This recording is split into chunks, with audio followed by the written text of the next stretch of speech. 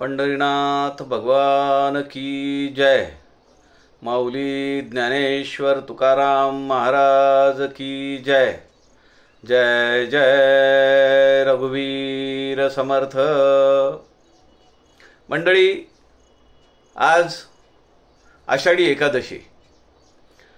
आपण असं मानतो की भगवंत या उद्यापासून चालू होणाऱ्या 4 महिन्यामध्ये योग निद्रा घेतात। अशा वेळी भगवंताचं दर्शन व्हावं, त्यांच्याशी हितगुज व्हावं, संवाद व्हावा म्हणून पंढरपूरला सगळ्या संतांची मांदियाळी दिंडीच्या रूपाने जात असते। वर्षानुवर्षांपासून, शेकडो वर्षांपासून लाखो लोक, हे वारकरी समुदाय आपण पाहतो की त्यामध्ये आपण सगळी मंडळी ही पंढरपूरला जात असतो। त्याचा एक वेगळा आनंद, त्याचा एक वेगळा अनुभव अनेक लोक घेतात आणि आल्यानंतर ते वर्णन जे आपण ऐकतो ते अत्यंत हृदयाला भिडणारं असं वर्णन आहे। समर्थ रामदास स्वामींच्या जीवनामध्ये ते अनेक ठिकाणी गेले, अनेक तीर्थक्षेत्रांवर गेले आणि त्यांनी तिथल्या देवतेचं स्मरण केलं, उत्स्फूर्तपणे कविता केल्या, उत्स्फूर्तपणे आरत्या रचल्या। समर्थ रामदास स्वामींच्या जीवनामध्ये एकदा पंढरपूरला जाण्याचा एक प्रसंग आहे। 1571चा आषाढाचा महिना आहे आणि त्यावेळी दिंड्या निघालेल्या आहेत, वारकरी पंढरपूरला निघालेले आहेत। कुणी त्यांना म्हणतंय की चला स्वामी पंढरपूरला, समर्थ म्हणतायत आपला तर एक राम आहे कोदंडधारी। पण एक दिवस विठ्ठल भट नावाचे एक ब्राह्मण त्यांच्याकडे आले आणि ते म्हणाले, माझी दिंडी पुढे निघून गेली आहे, तुम्ही जर माझ्यासोबत आलात तर मला सोबत होईल आणि आपलं दर्शन हे पंढरपूरला होईल। त्यांच्या आग्रहाखातर रामदास स्वामी विठ्ठल भटांसोबत पंढरपूरला गेले। त्यांचं चरित्र असं सांगतं की त्यांच्यासोबत दत्तू नापिक होते। किती भाग्यवान, कसा संवाद झाला असेल। हे सगळे पंढरपूरला गेले। रस्त्यामध्ये दत्तू नापिक माधुकरी मागून आणायचे, विठ्ठल भट त्याचा स्वयंपाक करून नैवेद्य दाखवायचे आणि त्यानंतर या तिघांचं भोजन व्हायचं। महाद्वारात गेल्यानंतर विठ्ठल भट म्हणाले की मी माझ्या घरी जाऊन येतो आणि विठ्ठल भट तिथून गेले। समर्थ पंढरपूरला आले, चंद्रभागेचं स्नान केलं आणि विठ्ठलाच्या मंदिरात आले।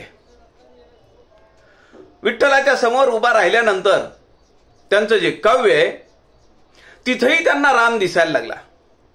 येथे उभा का श्रीरामा, मनमोहना मेघ श्यामा, चापबाण काय केले, कर कटावरी ठेविले, का धरीला अबोला, का मला बोलत नाहीयेस, दिसे वेश पालटला, काय झाली अयोध्यापुरी, येथे वसविली पंढरी, काय केली शरयू गंगा, येथे आणली चंद्रभागा, काय केले वानरदळ, येथे मेळविळे गोपाळ, दिसे हनुमंत एकला, कहा सैन्यातून फुटला, काय केली सीतामाई, येथे राही रखमाबाई, रामदासी जैसा भाव, तैसा झाला पंढरी राव। असं हे वर्णन ऐकल्यानंतर पंढरपूरच्या त्या विठ्ठलाच्या गाभाऱ्यामध्ये साक्षात प्रभू श्रीरामचंद्र उभे राहिले। दास विश्रामधाम नावाचा एक ग्रंथ आहे। 17,000 पेक्षा जास्त ओव्या आणि 1,000 पानांचा हा ग्रंथ आहे। समर्थ रामदास स्वामींचं बृहत चरित्र आहे। यामध्ये दास विश्रामधाम करते आत्माराम महाराज पुढे या प्रसंगाच्या पुढे असं सांगतात की तो राम उभा राहिला, विठ्ठल दिसे ना. सगळे वारकरी पुन्हा चिंताग्रस्त झाले. ते म्हणाले की विठ्ठल कुठे, इथं तर राम उभे राहिले. त्या रामाने सांगितलं, हे रामदासांना सांगा. ती मंडळी रामदासांकडे आली. समर्थांनी त्या ठिकाणी पुन्हा रामाची उपासना केली, स्तुती केली आणि पुन्हा त्या मूर्तीच्या ठिकाणी स्वतः उभे कटेवरी असं जे रूप आहे, सावळं रूप आहे पंढरपूरच्या विठ्ठलाचं, ते उभा राहिलं. सज्जनाहो, किमान 25 अभंग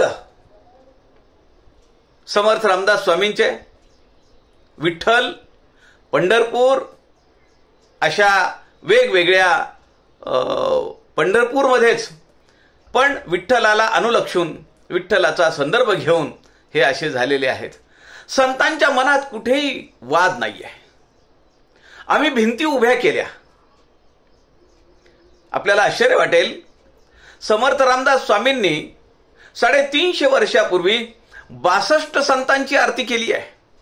जात पंथ भेद विरहित असा हा महात्मा. आजच्या आषाढी एकादशीला आपण त्यांचं स्मरण केलं पाहिजे आणि त्यांना वंदनही केलं पाहिजे. सगळ्या संतांची मांदियाळी ही पंढरपुरात आज जमली आहे. त्या सगळ्या संतांना आज इथूनच माझा नमस्कार, इथूनच माझं वंदन. जय जय रघुवीर समर्थ.